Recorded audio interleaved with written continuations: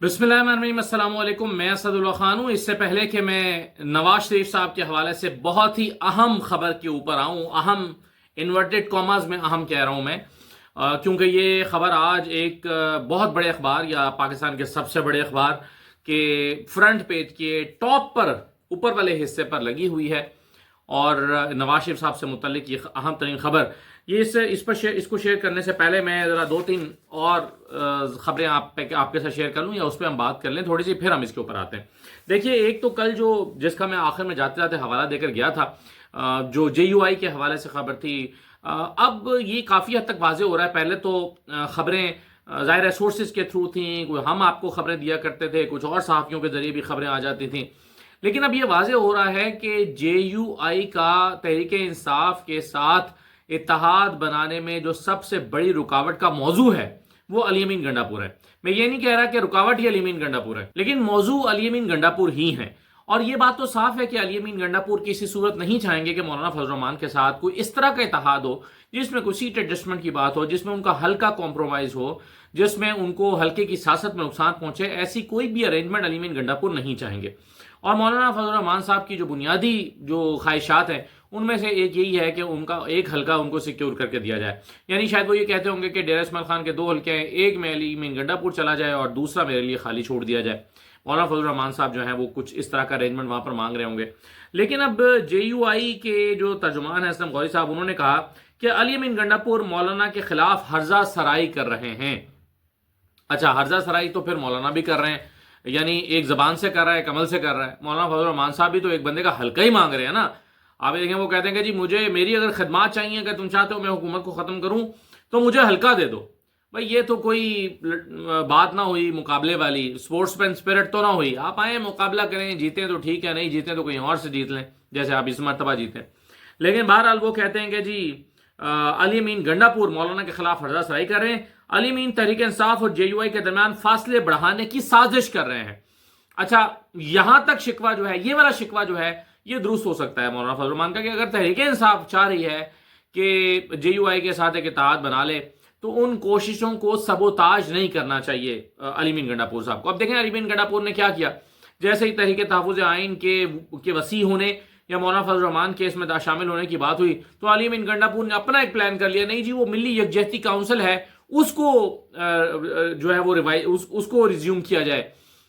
मिली यकजहती council पहले से मौजूद एक फोरम है, क्यों ना उसी को बड़ा किया जाए। और यानी साफ ये कोशिश थी अली अमीन गंडापुर की कि ये अलायंस वजूद में ना आए, बल्कि कोई और अलायंस वजूद में आ जाए जिसमें मौलाना फजल रहमान ना हो। फिर अली अमीन गंडापुर ने क्या किया, उन्होंने ये भी किया कि जब ये एक जो तहरीक तहफ़्फ़ुज़ आइन का एक वफ्द कराची जा रहा था और वहां पर जाके उन्होंने मुख्तलिफ लोगों से मिलना था, तो उससे पहले ही अली अमीन गंडापुर ने प्लान कर दिया कि वो जाएंगे कराची और सिंध में जाकर वो मुलाकातें करेंगे और अपना एक अलहदा फोरम जो है वो तश्कील देने की कोशिश करेंगे। तो ये सब कुछ वो कर रहे हैं जो पार्टी डिसिप्लिन की खिलाफ वर्जी में आता है। तो ये तो बहरहाल ठीक कह रहे हैं JUI के लोग के अली अमीन गंडापुर मौलाना फजल रहमान और तहरीक इंसाफ के दरमियान फासले पैदा करने की कोशिश कर रहे हैं, और वो नहीं चाहते कि ये इत्तेहाद वजूद में आए। वो कहते हैं कि जब अपोजिशन इत्तेहाद बनने के करीब होता है, साजिशी अनासिर अपना काम शुरू कर देते हैं। अच्छा, लेकिन खैर अब ये भी तो काके मुन्ने बन रहे हैं जो JUI के लोग हैं। भाई आपने अगर आपको इमरान खान की तरफ से एश्योरेंस मिल जाती है, आपको मुतालबात मान लिया जाता है, आपको बाकी लोगों के बयानात से क्या मसला है? आप आए, इत्तेहाद में आए, बात खत्म हो जाएगी। आप छोटी छोटी बातों से क्यों हर्ट हो रहे हैं? आप इससे परेशान क्यों हो रहे हैं? और आप क्यों इसको ब्लेम करके कहते हैं कि जी हम इत्तेहाद में आने लगे थे लेकिन इन्होंने ये कह दिया? तो अब ये तो सरासर बहानेबाजी हुई। अच्छा, फिर वो कहते हैं कि अली अमीन अपनी हुकूमत को दवाम देने के लिए अपोजिशन इत्तेहाद से खौफजदा है, और वो कहते हैं कि अपोजिशन ग्रैंड अलायंस को हमारी कमजोरी ना समझा जाए, साथ साथ धमकियां भी दे रहे हैं। तो कुछ चीजें बहरहाल अली अमीन गंडापुर ऐसी कर रहे हैं जिस पर एतराज किया जा सकता है, और कुछ बातें मौलाना फजल रहमान की तरफ से ऐसी हो रही हैं जो बेबुनियाद हैं या जिसको ज्यादा उन्हें अहमियत नहीं देनी चाहिए, या ये बहानेबाजी के जुमरे में आती हैं। आप इत्तेहाद नहीं बनाना चाहते और आप बहानेबाजी कर रहे हैं। तो ये जो है वो मौलाना फजल रहमान साहब और अली अमीन गंडापुर के दरमियान, तहरीक इंसाफ में नहीं करूंगा, अली अमीन गंडापुर और मौलाना फजल रहमान साहब के दरमियान तो ये कुछ चल रहा है। अच्छा जी, एक खबर तहरीक इंसाफ के लोगों के लिए मेरा ख्याल बड़ी इंपॉर्टेंट होगी, और वो ये है कि नॉर्वे की सियासी जमात ने, जिसका नाम है پارٹی ایٹ سینٹرم، یہ پارٹی ایٹ سینٹرم کے نام سے یہ سیاسی جماعت ہے، انہوں نے عمران خان کو نوبل انعام کے لیے نامزد کیا ہے۔ عمران خان کو نوبل انعام کے لیے نامزد کیا ہے کہ عمران خان کی جمہوریت کے لیے خدمات ہیں، نوبل پیس پرائز ان کو ملنا چاہیے۔ تو یہ ناروے کی سیاسی جماعت عمران خان کو منتخب کر رہی ہے۔ اب ظاہر ہے پھر نون لیگ کے لوگ اس پر پروپیگنڈا شروع کر دیں گے اور کہیں گے کہ جی دیکھیں جی انہوں نے لابنگ کی ہے، انہوں نے پیسے خرچ کیے ہیں اور یہ پیسے خرچ کر کے یہ سب کچھ کرا رہے ہیں۔ جیسے امریکہ میں کہا جاتا ہے کہ جی انہوں نے کانگریس مین جو ہیں ان سے لوگ قانون سازی وغیرہ کرا رہے ہیں، جس کی میں آگے جا کے تھوڑی سی بات کرتا ہوں۔ قانون سازی کرا رہے ہیں اور یہ قانون سازی جو ہو رہی ہے وہ پیسے خرچ کر کے ہو رہی ہے، اسپانسرڈ لا میکنگ ہے، یعنی جو ولسن پر بھی الزام لگایا جا رہا ہے کہ وہ پیسے لے کر یہ سارا کچھ کر رہے ہیں۔ تو بہرحال ابھی یہ کہا جائے گا کہ جی سیاسی جماعت کو بھی شاید خرید لیا ناروے میں تحریک انصاف نے، لیکن بہرحال عمران خان کو نوبل پیس پرائز کے لیے نامزد کیا گیا ہے۔ اچھا، ایک اور تصویر آج کل بڑی وائرل ہے اور وہ تصویر جو ہے اس میں یہ شخص جو آپ کو کھڑا نظر آ رہا ہے اسے قاضی فائز عیسیٰ بتایا جاتا ہے کہ یہ قاضی فائز عیسیٰ ہے جس نے اپنا حلیہ بدل لیا ہے، بہروپ بدل لیا ہے۔ اور قاضی فائز عیسیٰ کے بارے میں یوں پوسٹرنگ کی جا رہی ہے ڈیجیٹل میڈیا پر کہ انہوں نے لوگوں کے تانوں سے، تنقید سے، جملے بازی سے اور ہوٹنگ سے بچنے کے لیے انہوں نے اپنا حلیہ تبدیل کیا ہے تاکہ وہ آسانی سے پہچانے نہ جائے۔ اب اس کے اوپر اگر ایک وہ یعنی آپ گزر جائیں گے تو کوئی دیکھنے والا شک میں پڑ سکتا ہے کہ یار یہ قاضی فائز عیسیٰ جیسا لگتا ہے، لیکن شاید یہ وہ نہیں ہے۔ تو انہوں نے اس طرح کا جو ہے وہ ایک روپ دھار لیا ہے۔ کچھ لوگ انہیں بہروپیہ کہہ رہے ہیں کہ جی وہ بہروپیہ ہے۔ اچھا، یہ بہروپیہ لفظی معنوں میں اگر دیکھا جائے تو وہ غلط بھی نہیں کہہ رہے۔ اس کی وجہ یہ ہے کہ بہروپیہ ایک ایسے شخص کو کہتے ہیں جو اپنا روپ بدلتا رہتا ہے، جو مختلف طرح کے روپ اختیار کرتا رہتا ہے۔ جیسے قاضی فائز عیسیٰ پہلے جمہوریت پسند ہوا کرتے تھے، پھر یعنی اور پہلے وہ جو ہے وہ اینٹی اسٹیبلشمنٹ ہوا کرتے تھے اور سمجھتے تھے کہ اسٹیبلشمنٹ کا جمہوریت میں، جمہوری حکومت میں کوئی کردار نہیں ہونا چاہیے۔ اور اس کے بعد پھر کیا ہوا؟ پھر یہ مصلحت پسند ہو گئے، پھر انہوں نے اپنا ایک روپ اور بدلا تو یہ اپورچونسٹ ہو گئے، پھر انہوں نے ایک ایسا روپ بدلا جس میں ان کی پرسنل لائکنگ ڈس لائکنگز آ گئیں بطور جج، اور عمران خان اور تحریک انصاف کے درپے ہو گئے۔ پھر انہوں نے ایک اور روپ لیا تو یہ جناب ججی چھوڑ کے بالکل ہی نون لیگی ہو گئے اپنے فیصلوں کے اعتبار سے۔ ایک بھی فیصلہ ان کے تحریک انصاف کے حق میں نہیں گیا اور سارے فیصلے نون لیگ کو ریلیف دیتے ہوئے نظر آئے۔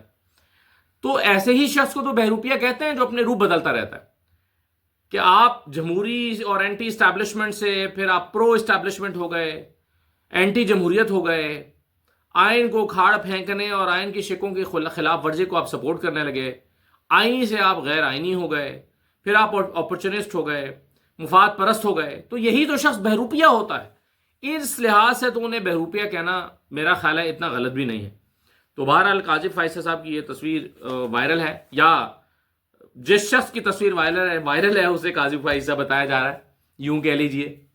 تو بہرحال نواز شریف صاحب پر آ جاتے ہیں، چھوڑیے جی ساری باتیں۔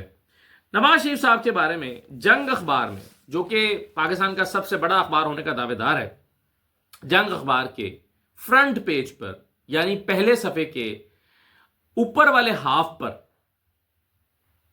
یاد رکھیے کہ کسی بھی اخبار کے پہلے صفحے کے نصف اول پر جو خبریں لگتی ہیں انہیں سب سے امپورٹنٹ خبریں مانا جاتا ہے۔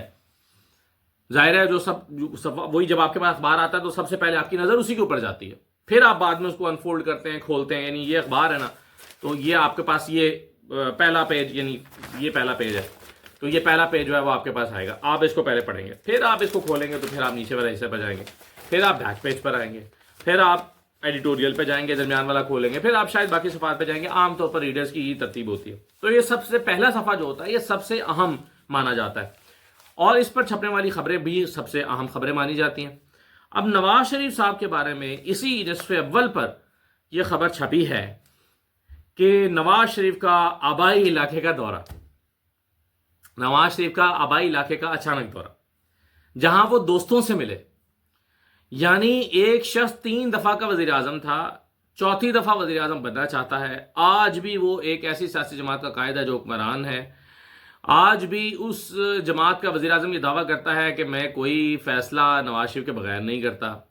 اس پارٹی کے لوگ کہتے ہیں کہ جی وہ اپنا پورا سیاسی کردار ادا کر رہے ہیں. اچھا ویسے تو اب کچھ لوگ ماننا شروع ہو گئے ہیں کہ نہیں کر رہے, پی ایم ایل این کے اندر ہی کر رہے.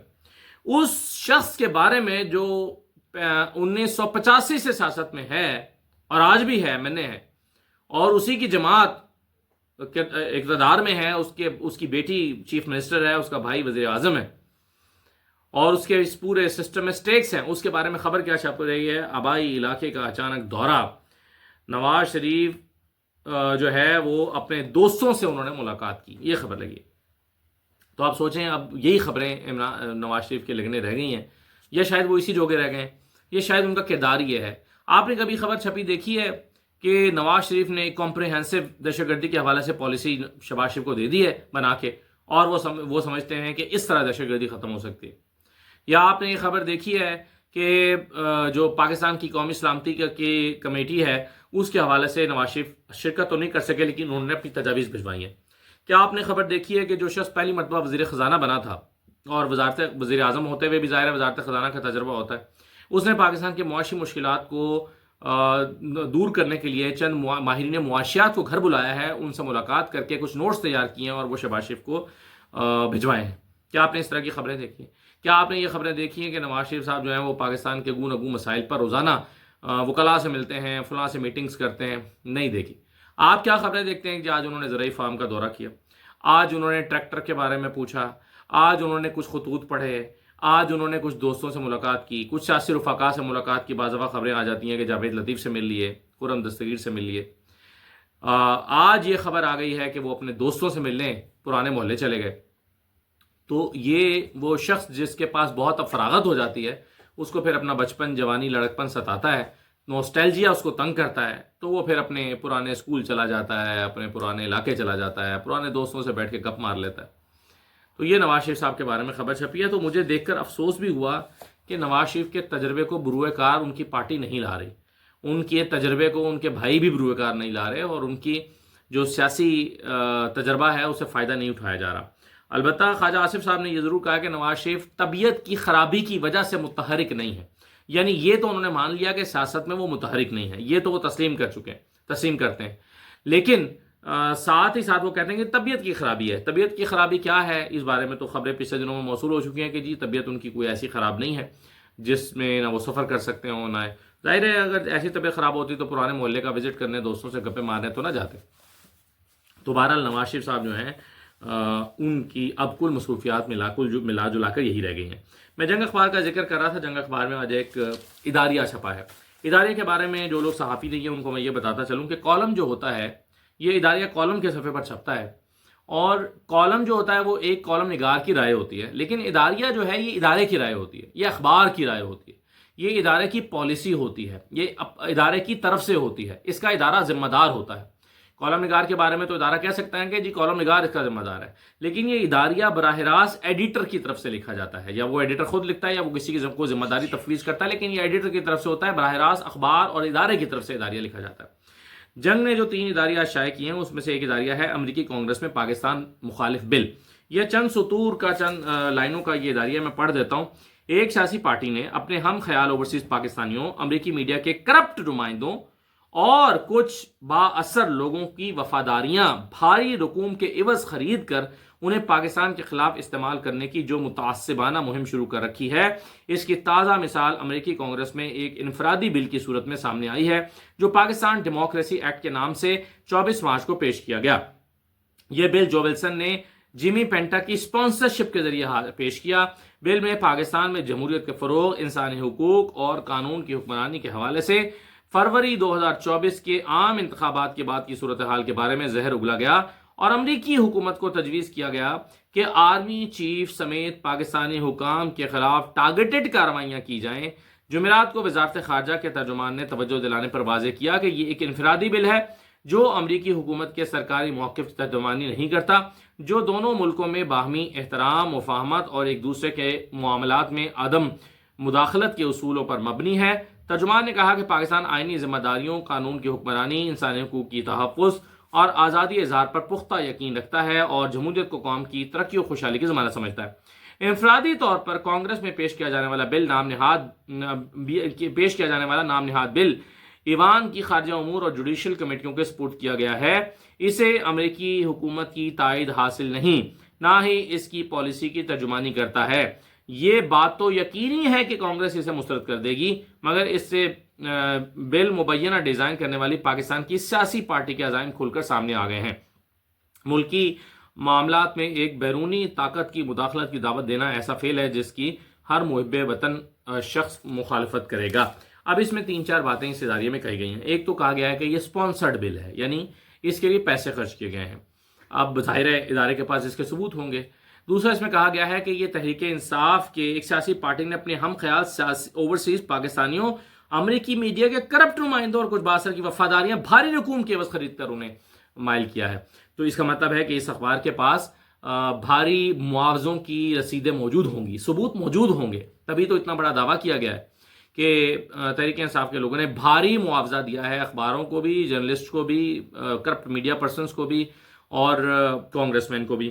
پھر وہ کہتے ہیں کہ یقینی طور پر یہ بل مسترد ہوگا. ہونے سے پہلے انہیں اس بات کا یقین ہے کہ یہ بل یقینی طور پر مسترد ہو جائے گا. پھر وہ کہتے ہیں کہ 2024 کے عام انتخابات کے بارے میں زہر اگلا گیا. ان لوگوں کی طرف سے یعنی کانگریس مین جو ہیں ان کا ذہن بنانے کے لیے زہر اگلا گیا 2024 کے انتخابات میں. کیا 2024 کے انتخابات ایسے انتخابات ہیں جس کی جنگ ادارہ براہ راست تعریف کرتا ہے یا سمجھتا ہے کہ ہاں یہ بہت ہی قابل تعریف انتخابات تھے 2024 کے؟ کیا یہ ایسے انتخابات نہیں تھے جو گھڑے گھڑائے بنے بنائے اور فارم 47 کے انتخابات تھے؟ کیا ادارہ یہ نہیں مانتا؟ تو زہر اگلا گیا سے مراد یہ ہے کہ 2024 کے انتخابات تو بہت شفاف تھے، لیکن اس پر جھوٹا پروپیگنڈا کر کے زہر اگل دیا گیا. تو یہ چند چیزیں حیران کن طور پر اس اخبار نے دعویٰ کی ہیں، اور آئی ایم شیور کہ ان کے پاس ان ساری چیزوں کے ثبوت موجود ہوں گے، تبھی انہوں نے یہ دعوے کیے ہیں. آخری بات یہ ہے کہ پیٹرول 1 روپے سستا، بجلی 1.5 روپے سستی، 1 روپے 71 پیسے بجلی سستی کرنے کی سفارش نیپرا نے بھیجی ہے. اب پتہ نہیں اس سے کم ہوتی ہے، یہ سے زیادہ ہوتی ہے، یہ اتنی ہوتی ہے. بہرحال 1 روپے پیٹرول سستا ہوا ہے، اور اتنے دن سے رولا مچا ہوا ہے کہ جی بجلی سستی ہونے جا رہی ہے، بجلی سستی ہونے جا رہی ہے، ریلیف پیکج آ رہا ہے بجلی کے بلوں میں. اب پتہ نہیں کتنا آتا ہے، لیکن نیپرا نے جو فگر دیا ہے، نیپرا نے تو 1 روپے 71 پیسے کی سمری تیار کر کے بھیجی ہے وزیر اعظم کو کہ 1 روپے 71 پیسے کی کمی کی منظوری دے دی جائے. تو پیٹرول 1 روپے سستا. مبارک ہو آپ کو، عید کے اوپر بڑا تحفہ حکومت کی طرف سے آپ کو ملا ہے. اب اگر آپ 10 لیٹر پیٹرول ڈلوائیں گے تو آپ کو پورے 10 روپے کا فائدہ ہوگا. اور اگر ٹنکی فل کرا لیتے ہیں اور 40 لیٹر پیٹرول ڈلوا لیتے ہیں تو 40 روپے کا فائدہ ہوگا. بڑی ناشکر قوم ہے ویسے آپ لوگ، شکریہ نہیں ادا کرتے حکومت کا. اجازت دیجیے، اللہ حافظ.